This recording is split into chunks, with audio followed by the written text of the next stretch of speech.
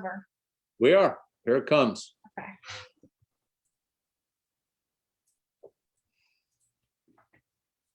We live?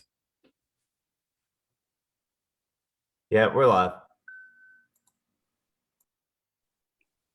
Third time's the charm. Yep. Thanks for your patience out there in social media. Sorry.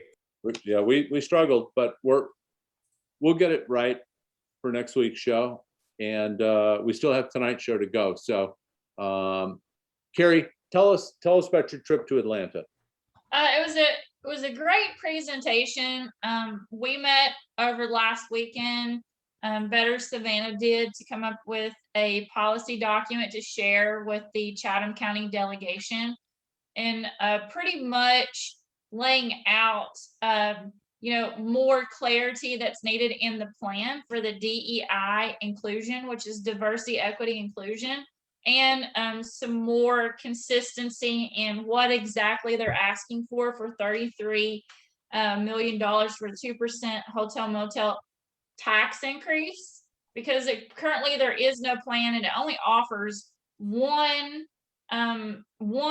position for a person who's Black or brown. And currently it would be housed in Tourism Savannah, which only has 2 ex officio minority members. And that's a huge issue, because that one singular position would be creating a plan. And, the rumor mill has it, it's somebody who has never worked in history or tourism in Savannah, and that market is really hard to navigate and to learn without some experience at the helm. So basically we wanted more clarity, and to either ask for this to be voted on or pushed back till August during special session. Apparently, according to the rules, that is specific for reapportionment and redistricting, so they cannot. So the update has been the senators did not bring it up for a vote. It did not get any time. Okay, So, well, let me jump in and add to that working in parallel with our view on the fatal flaws of this rushed and abstract notion to increase the hotel motel tax from 6 cents to 8 cents. Alderwoman Keisha Gibson Carter, Alicia Blakely Miller, Linda Bernetta Lanier, forgive me, and Estella Shabazz, all were in agreement, and they have produced and sent out, which has now been received by the media, a very detailed press release as to their position. And I just want our viewers to know that it's probably going to be news and significant news starting tomorrow. But we were pleased to play a small supporting role in that effort. And we sure do appreciate you, Carrie, taking the time to go up there. Just quickly, I'll share with our viewers that you were the only woman in the room. Is that correct? Yeah, it was impressive. It was impressive. Well, it felt like a 1950s or 1960s documentary film where I was the only episode of Mad Men. Yeah. And you told us that you took some verbal abuse from a high-ranking Visit Savannah member who we won't name, but you told me how you responded, and I applaud your strength in the face of being man. Was it a pretty ignorant girl? Was that something along the lines? Yeah, I got mansplained, canceled, all in the same conversation. Asked if he talks to his wife that way, and said some words, leaving, and then said, "Sir, have a nice day." Yeah, good for you for keeping your composure and holding the fort for us. We appreciate Well, it. let's back this conversation up, because I mean, I think the basis is the fact that this policy change was rammed through a city council meeting that had 50 items on it. Okay, this was the last city council meeting 2 weeks ago. It had 50 items on it. It was an all-nighter. It was a 4 or 5 hour session. And you know, they you know, I mean, just talking to a couple of the older people, I mean, a lot of them just didn't even have a chance to fully absorb what they were voting on. And this whole thing has been sold as this expansion of African American tourism, as we talked about on Monday's show, on Alderwoman Keisha Gibson Carter's public access show with Dr. Torre.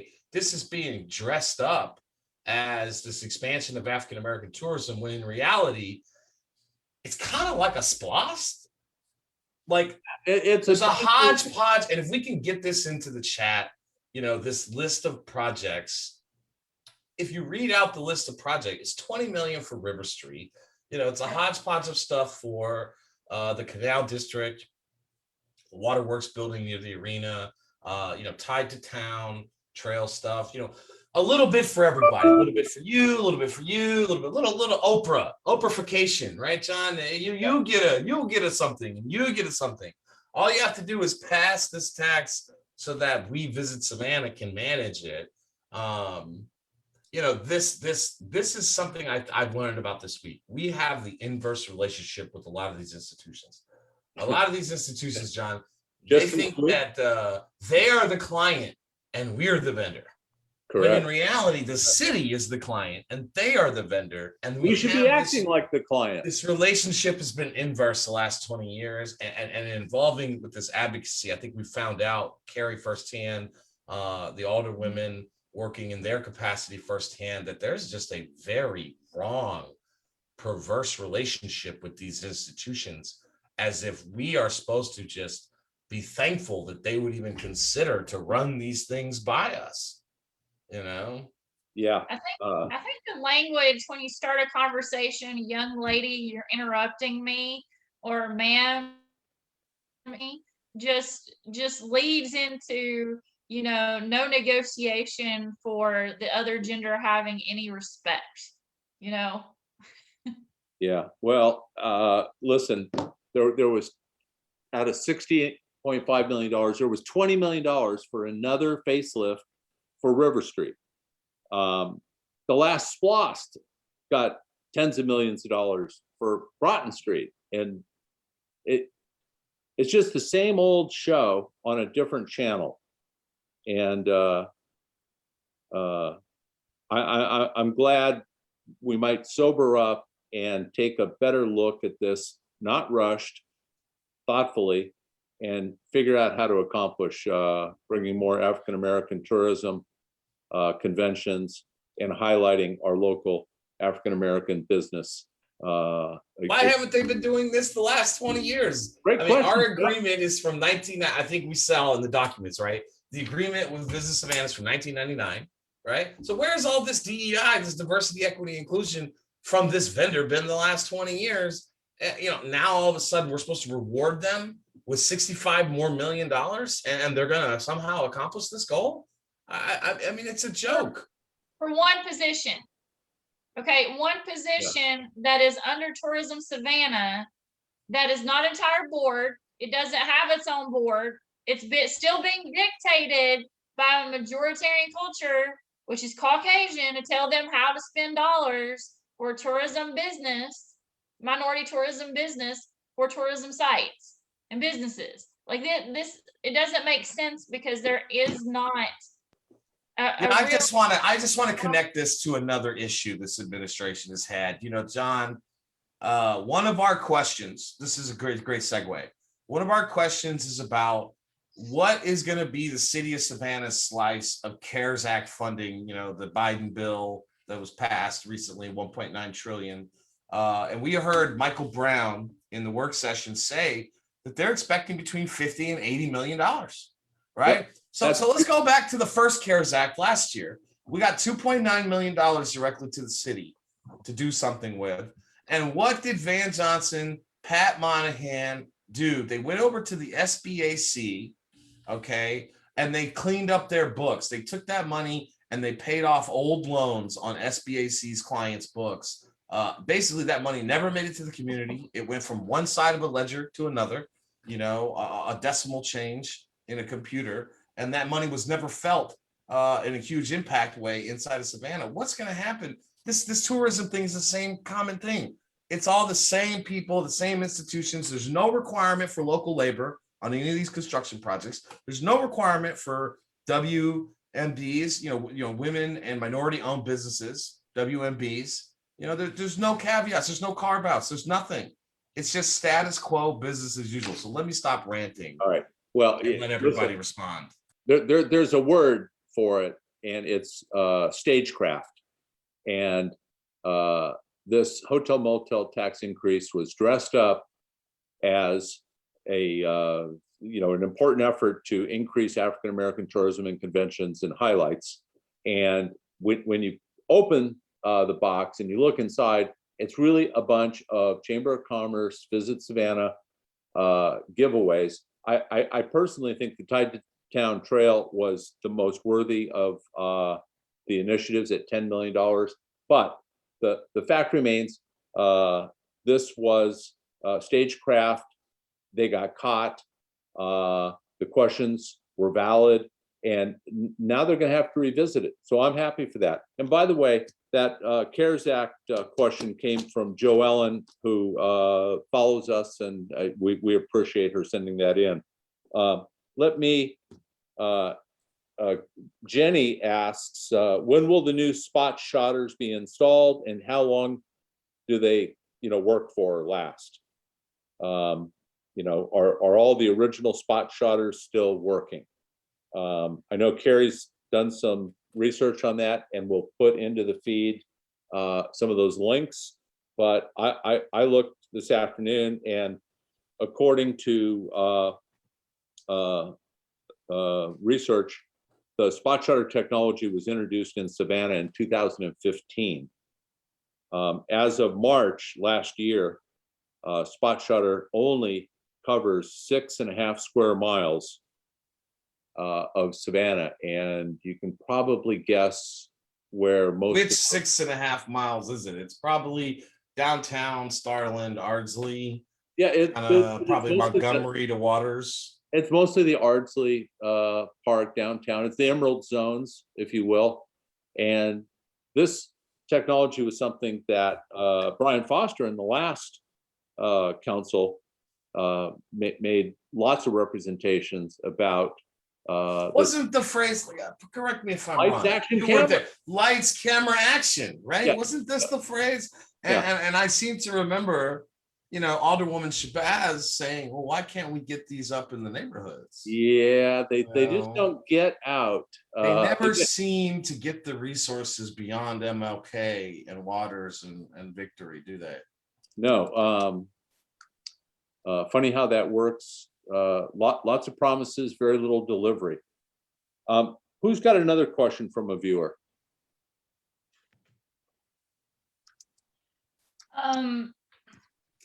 Apparently we have a question from, I don't know which viewer it is. Is this Evans?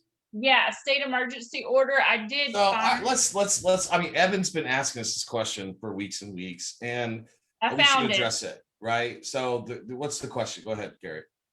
Yeah, basically, why does the media continue to report on Mayor Johnson's mandates without having read the state emergency order?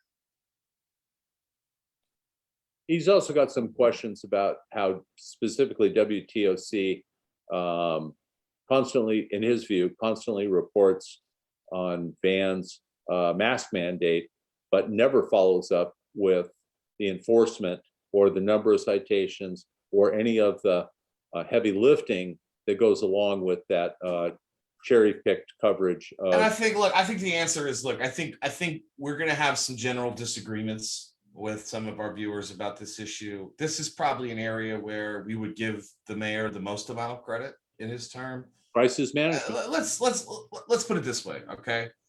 the man knows we need to wear masks in order to reduce the spread of the virus, right? Like essentially what he's doing, in my view, is very like cultural leadership, John.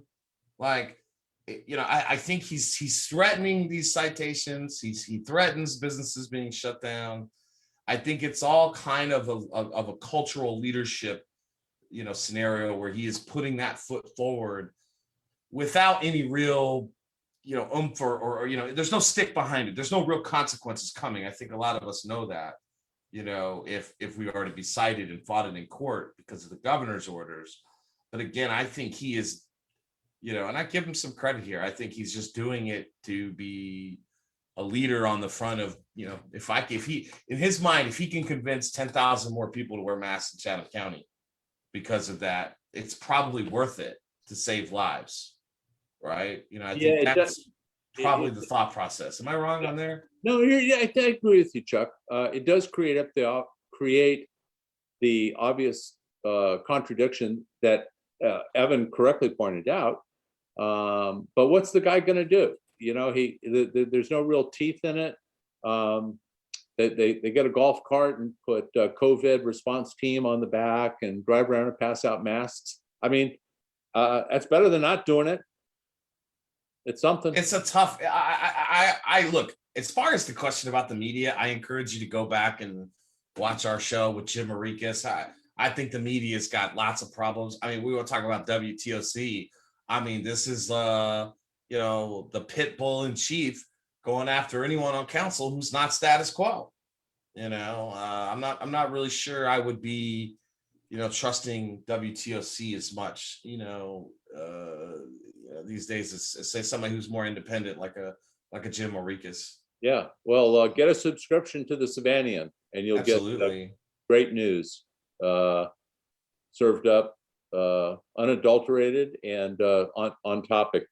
It's even hard to get access to the news because now you have to pay for the thing online, and it's like it's like you don't even want to mess with it. Not that you wouldn't want to pay for it, but it's like you can't get this because your digital whatever is out. The Savannian is pretty seamless. I subscribed the minute that it was announced. I've never had a delivery problem. No, I was talking about Savannah morning news. Oh, well, don't get us started on that. Let's try a different question.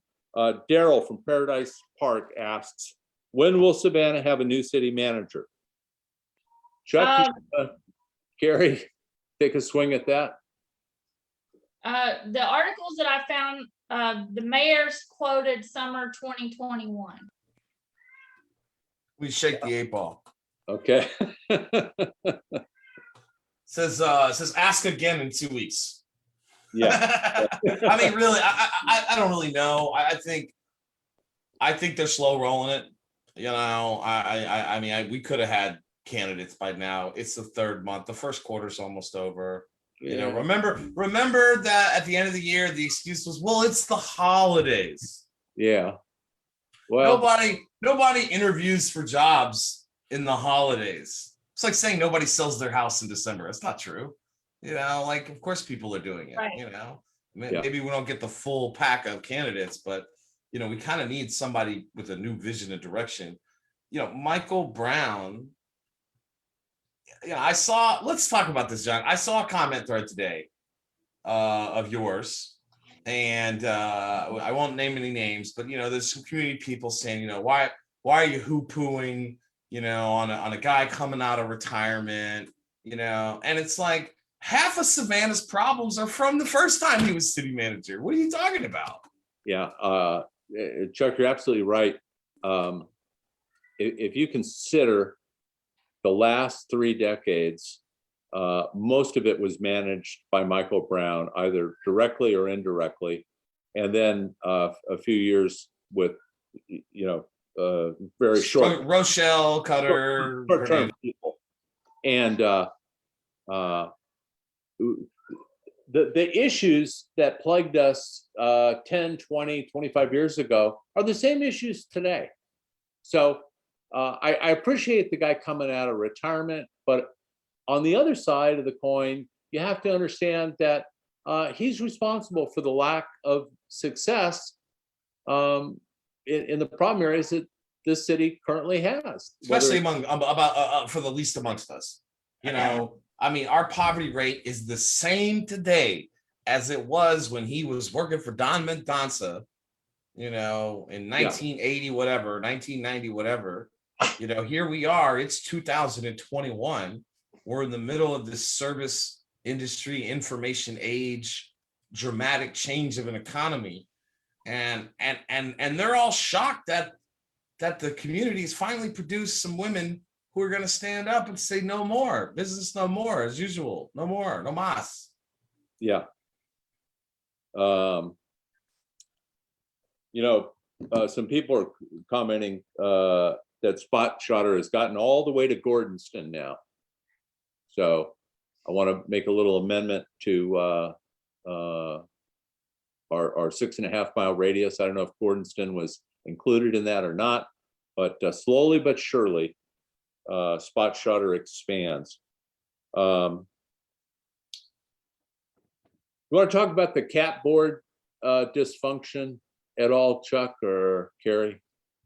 It's not city proper. You know, when I went through and researched this particular question, you know, it seems like there's been an ongoing issue with the board, all the way back to 2016. I think a CEO's in prison right now, right? Yeah. And then in 2019, there was an issue with the consultant for the redesign plan.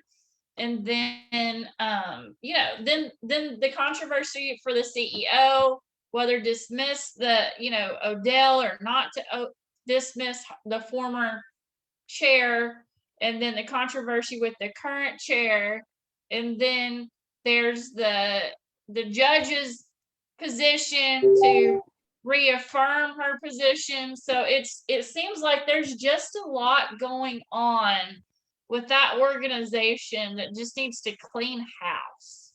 Yeah. I love these random notes that I get while we're doing the show. Morris K said, "What would Jesus do?" I'll leave it at that. Well, I mean, you know, let's explore that, Morris. We love you, by the way. I think Jesus would turn over the tax collectors' tables, right? I mean, is this the same Jesus that I read about? You know, that turned over the money changers' tables. You know, I'm wondering, you know, which school of thought we're coming from. That's all I want to say about that, though. Okay. Somebody asks from Ardsley Park, how many task forces has the mayor started? I have a total of at least 10. I think it's 11. I thought it was 11. And did he say there's 5 more coming? Yeah. Who knows what subjects, but we were told 5 more. Get ready. So can you post that, Carrie, on the page or in the feed so that people can let's tackle. Go ahead. Tackle what? I want to do Bill Quinney's question. Bill's question here in the chat. Okay. Crime. Do I understand that it's up 30%? You know, I want to separate that from his other question. I want to talk about that first, because I think our whole kind of philosophy here, our whole supposition is that if you start, you know, if you always have 28% poverty, 27% poverty, every time an event happens, and we can think of them, John, over the last 30 years, 9/11, the 2008 financial crisis, you know, the 2020 COVID-19 crisis, it always makes these things worse. So when we are making policy decisions, you know, we need to be thinking about reducing that baseline, so that way life is better. And then when the crisis happens, we're back up to where we've always been, because the crime is spiking because poverty is setting in, desperation is setting in. It turns out when you blow the chance of $3 million in early on in the crisis to get that money out to the community, there's a little bit more desperation. Again, when you don't see those correlations, I find it to be problematic from a public policy standpoint. John, what are your thoughts about crime going up? 30% murders. Well, I think is the statistic he's referencing. Chuck, even when I was a county commissioner would go to the neighborhood association meetings in my district. The magic word was community policing. So for 25 years, the government, whether it's county or city, have placed an awful lot of faith and hope in the concept of community policing. And that basically is, in a nutshell, having enough staff to be able to build relationships between the police officers assigned to a district or area, neighborhood, and the residents that occupy that neighborhood. And the math to You're reading my accomplish mind. that, the math to accomplish community policing is you've got to have a baseline of at least 3, preferably 3.5 to 4 officers per 1,000 people. And we have never achieved that. And Ever. Well, Chuck, we talk about this often, and the staffing at the Savannah Police Department does not include tourists. Then the calculation. So there's 149,000 full-time residents here. Right. But we don't count the 10,000 students at SCAD, the 6,000 at Savannah State, the 8,000 at Georgia Southern, whatever those numbers are. And we don't count homeless. We don't count. There's no accurate count of homeless. I mean, to be perfectly honest with you, there's not even an accurate number of how many people are on Hunter Army Airfield. That any given night, these might be having too much fun downtown and have to get a service call about a drunk brawl. Yeah. The upshot or bottom line on this is when you put those other very real, they're not phantom populations, visitors, tourists, SCAD, homeless, they're here. So when you do the math based on the size of force that we have now, you're nowhere near 3 or 4 police per 1,000. You're at barely over 2. And I'll tell you from the research that I've done over the years, a police staffing level of 2 per 1,000 people is the equivalent of rural Wyoming or Montana police departments. Like a local sheriff's department. And rural. We're treating this like this is freaking Mayberry, this is not Mayberry. This is a very large town, very good sized city that's only growing. Yeah. So 260,000 in the county. What's that? 260,000 in the county. Yeah. Growing. So anyway, back to the baseline on this. Community policing, I believe, is a long-term solution to our crime problems where trust and understanding is created in. Well, let's just agree that the community is bigger than downtown. That's the problem. The problem is we only have enough officers to cover downtown and put a couple on shift elsewhere. Well, we're short overall, but to your point, we direct more of our resources downtown to the Emerald Zone than we probably should on any fair day. So this is a staffing problem. I know some people in the department, they're really, really dedicated people. They agree that we need at least another 75 to 150 officers to get to that threshold to do community policing. So that's right. Anyway, your and let's, all right, so beyond the murders, right? So you have the murders having increased from 19 to 20. Part 1 crime, that super, high echelon of crime is, the other areas aren't 33% up, but what is up is the amount of posts I see about people hearing gunshots and gun battles. And most definitely what's up is people going through cars, people stealing packages, right? Yep. Very kind of, petty theft and maybe aggravated theft. These are the things that are really spiking up. And again, it's because we have this K-shaped recovery coming out of COVID where the upper class is doing just fine and the people at the bottom are struggling more than ever. Hopefully with these stimulus checks that have come out from the bill that just passed, hopefully there will be some equity going through our community, and maybe we'll get a little bit of a reprieve. But we've got to start thinking about the economic conditions and why this Well- inequality it's the inequality that's producing the excess crime. Well, again, 30 years of prosperity. Nobody argues that. The book, the movie, the ports, the SCAD, yada, yada. And the same unfortunate and undesirable poverty numbers, crime stats. That, listen, business as usual is no longer working. It never really got off the ground, but we keep doing the same thing over and over again. We let the Visit Savannah and the Chamber of Commerce dictate to us, the government. I mean, where does that happen? Maybe in Washington, D.C. I don't know. But, Savannah Economic Development Authority, another big vital player and partner in our community. Nobody goes behind them and verifies that their goals and objectives are being met or not. So these are institutional problems that we keep relying on every 4 years, and people come into office saying they're going to support this and support that. I'm just glad we've got 4 people on council that are following through for us. And there are some others that are new, whether it's in the delegation or at the county commission. There are more. If you think about where we're at now compared to, I mean, John, when we started getting together about these things back in 2014, 2015, I mean, we were in a world of hurt on where we could go, policy wise, because we had no allies.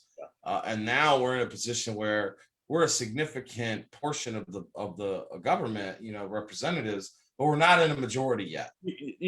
That's a really, really important point, Chuck. And I want people watching to understand this.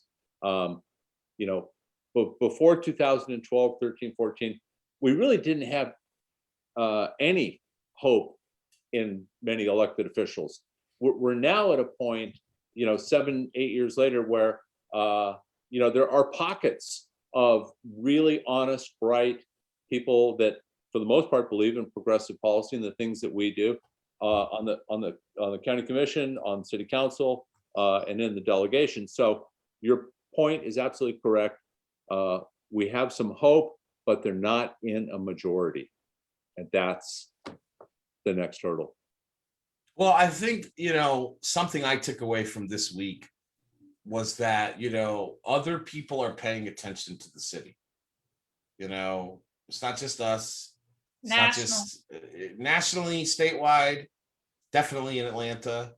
And I think there's a beginning to be a recognition that if we don't find some compromise at the city, we're going to find our allies really lacking elsewhere to get some of our bigger things done. I mean, we all know on this call and this show, it's going to take the state and feds for something with the port. It's going to take a lot of partners to bring these institutions to the table and convince them either on merit or on changing ordinances and laws of why this is the way to be a better partner. And I think that's being evidenced. I thought it was a very productive week. I see some signs that maybe we'll get some compromise and some things done. Yeah, we're not against the tourism industry writ large. We're not against SCAD writ large. We're not against the port writ large. We're just asking these institutions to pay their fair share. So number one, we can try to attack this poverty rate. But number two, we have enough money to provide core basic services to all of us, because you pay, I pay, Carrie pays, we all pay. Yeah. Well, I'm glad you pointed out. We are not at all anti-SCAD. As a matter of fact, it's a quite a distinction to have such a successful and prominent art school centered here. That's nothing but good. Likewise, tourism, employs 30,000 people in this city. The problem, of course, is the wages. The largest, pie cut of our poverty is really coming from the tourism and hospitality industry. So, yeah, fix that and you fix a lot. So, Well, and the pushback obviously is going to be, oh, well, we're going to lose some jobs. And I saw this, I don't know if I can find it and put it in the chat, but I saw this study about if the entire country raised the minimum wage to $15 an hour, the country would lose 1.4 million jobs. Now, John. Now, it's important to remember that about 60 to 70% of those jobs will be people quitting their second or third job. interesting. Right? Yeah. Okay. Because now, because they're making a fair wage at the They're making first job, Only need one. they don't have to take that second job. Right. Yeah. You know, that is what a lot of people miss in those equations. Yeah. Now, look, I am not one of these that says we got to spring it on them overnight. You know, I think the bill that was in Congress this last year, I mean, this year early on, was a 5-year window, John, to get to 15. Right. It was going to go to 825, then 950, then 1075, then to 12, 14, 15, you know, and it's just going to slowly get there. I think that's more than reasonable. But because we don't have that power at the city because of preemption and a variety of other things, we're left with no other choice but to implement this via committee, via multiple, you know, vehicles, whether that's contracting, you know, hotel motel tax allocations and distribution, SPLOST, bonds, anything we use at the city level has got to be done through the prism of, you know, building Black wealth in communities that have not had the chance to build it before. If we take it's just literally so dumb to me. We don't understand that all boats rise with the tide. We put the tide in the low end and get these boats. We're all going to rise. We're all going to be fine. Yeah. Well, but the problem is some who are in control and in power now going to have to give up some of that. That's changing business as usual. We can't keep doing business as usual. They've been controlling things for so long.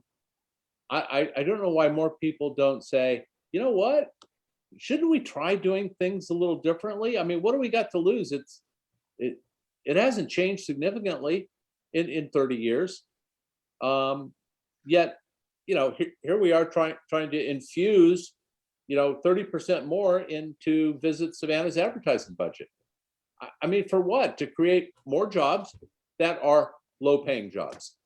And I understand the cost of living might go up a little bit with the minimum wage increase, but guys, how much is it to rent an apartment anywhere close to downtown these days? I mean, compared to 10 years ago, I mean, the cost of living is going up regardless of what we do about wages in the tourism and hospitality sector. Yeah. That's going to happen because this is a destination city. We have the demand, right? And again, you know, that's an argument I think I'm more sympathetic to 10 or 15 years ago. We're structurally, the economy's on fire here. It's going to go right back to where it was in 2019 in the next 2 or 3 quarters, unless something dramatic turns around with the coronavirus. But you know, John, you've had your vaccination. Yep. You know, my turn's coming up in a couple of weeks here when Brian Kemp opens it up to everybody here in the next week or so. You know, we're all moving in the right direction. Gary so got today. I think it's opened up. Now, this is no time for the tranquilizing drug of gradualism. Yeah. You know, and that's in Martin Luther King Jr. quote. We cannot afford to incrementally change or go along with status quo business as usual politics, especially at the local level. Now, you know, you mentioned something like the cat board earlier. You know, I know that State Representative Derek Mallow has made this a personal kind of thing that he's working on. Yeah. And, you know, it's a state issue, you know, delegation. He's brand new. You know, like I'm not going to maybe hold him to the higher standard that I do the city. The city has all this control over these projects and this money. And John, we've been saying they just give away the store. This was Eddie's problem, you know, and he bragged about it. Eddie DeLoach, Mayor DeLoach. This was Mayor Edna Jackson's problem, though she did not brag about these things very openly. We got to stop giving away the store, guys. Well, Chuck, let me ask you a rhetorical question. If you were a beneficiary of all this city spending, an engineering company or a civil engineering company Or or law firm. yeah. And you've been raking it in for 10, 15, 20 years. You're well taken care of. You're well paid. The work never stops. Would you really be advocating to change that up? Of course not. I mean, Right. like the answer Right. is always no. It's like Well, I bully you. We go to school together, John. We're school kids. I bully you every day, and you give me your lunch money, right? And now all of a sudden, only a couple of classmates are standing up for you, and I go, look, I still got the whole rest of the class on my side, buddy. You're giving me that lunch money, all right? But by the way, here's an apple. Let me make it look a little bit better these days. Here's an apple. You won't starve, but I'm taking the rest of your lunch money. Like, I mean, come on. Like I just don't want to hear these things like, oh, this incremental. We're gonna put one person in charge of, a DEI plan that doesn't have any teeth to promote African American business that hasn't been promoted for $1, one dime. That was stagecraft, Chuck. I mean, it was the packaging to get people to go, oh, that's a good thing to increase the tax because it's going to help increase Black tourism and opportunities. Well, I just want to give some credit to the West Side Alderwomen for realizing that they had been swindled by staff and Visit Savannah executives, and backtracking their support. In politics, in life, it takes a lot to admit you're wrong. And for you to just say, hey, I don't think we were fully told what this was, and I can't support it now. Yeah. I think that just speaks volume. That was courageous. People's leadership. Yep, I was impressed. I really was. Well, listen, let's have some closing thoughts. Let's do Carrie, it. you got any closing thoughts, Carrie? Yeah, I think that we need a sharp evaluation in the culture of city government and how women are treated in the workplace. I mean, there's been 3 or 4 examples this week of how they're talked down to or overlooked in business for bids. There's still a very nepotistic good old boy system that needs to be equalized. All right. Chuck? I think this is a week where I learned that institutions are not infallible. And this advocacy work, whether it's us, whether it's folks like ATR, or whether it's West Side activists, this work means something, and it can produce results. And every once in a while, in the midst of what seems like many losses, you'll find a small silver lining. And I think we found a little bit of that this week, and I look forward to some more. And I just think a message to Savannah's institutional partners. What we're asking you for is not outrageous. It is not too much. If you would spend most of the time, effort, and money on maintaining your image, on helping us reduce poverty, we would never have anything bad to say about most of you. We don't have a problem with growth. What we have a problem with is unmitigated growth, unplanned growth, and certainly growth without everyone paying their fair share to provide core services and maybe, just maybe, reduce the poverty in this city and county by 5 or 10 points over the next few years. I keep telling everybody, if we could just get to the national average, which is about 15%, 14% at the county level, about 13% in the city. If we could just get down there, this place would be paradise. Well, I appreciate both your comments. I obviously agree with you. I'll say that this week was hectic. with some encouraging events. This chance to revisit this hotel motel tax increase is a huge opportunity now for us. And I'd like to see sense and clarity and specificity towards the things that it was intended to do, and not what a couple of executives that visit Savannah and the city manager believe that it ought to do. So in that regard, busy week, good week, hectic week. I apologize to our viewers for our sloppy intro from technology and glitches. We still managed to have a pretty good conversation here. I hope that people will catch the replay, ability of Facebook. But next week, speaking of delegation and all things state politics, we are planning to host. We're planning to host the dean. I mean, he's not the dean or chairman, but he, on the Democratic side, from our delegation, the one and only Senator Lester Jackson. Yes. From District 2 here in Savannah. Lester Jackson assumed that seat after friend of the show and friend of the committee, State Senator Regina Thomas, gave that seat up back in 2009. So he's been in the Senate for I think this is his 6th term. Yeah. Spent a decade and a half or so in the House before that. Definitely is one of the most experienced political hands in Chatham County. Somebody who kind of was mentored right under Al Scott, W.W. Law, Shinhouser, all those names you mentioned earlier, is kind of the product of that generation. And somebody I think we're very much looking forward to talking about. I think specifically there's a couple things we want to talk about. Number one is the future casinos in Savannah. I think that's an issue he's very attuned to. Number two is these voting rights bills.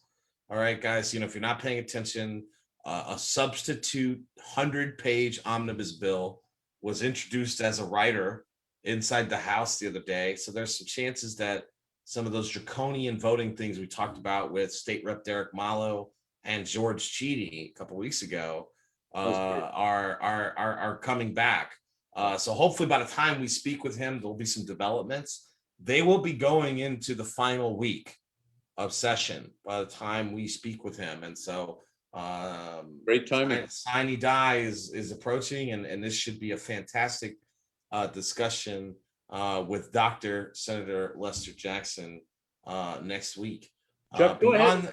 Go ahead and let our viewers know that Regina Thomas has agreed. I was going to say we spoke with the former Senator Regina, who ran for mayor 2019, and we supported her, and she's agreed to come on and do a broadcast in the next month as well. So we got some great shows coming up with some great guests. If you have any ideas, feel free to share them with us. We appreciate the live audience that stuck with us through the technical difficulties. I know that wasn't easy. And so I'm looking forward to what comes up the next month. We've got a lot of things in the next year. The primaries and elections are 15 months away or 13 months away. Yep. Let's keep doing what we're doing. We'll try to do it better. And just know that our aspirations and policy objectives are well-intentioned and quite possibly the means to change business as usual in Savannah.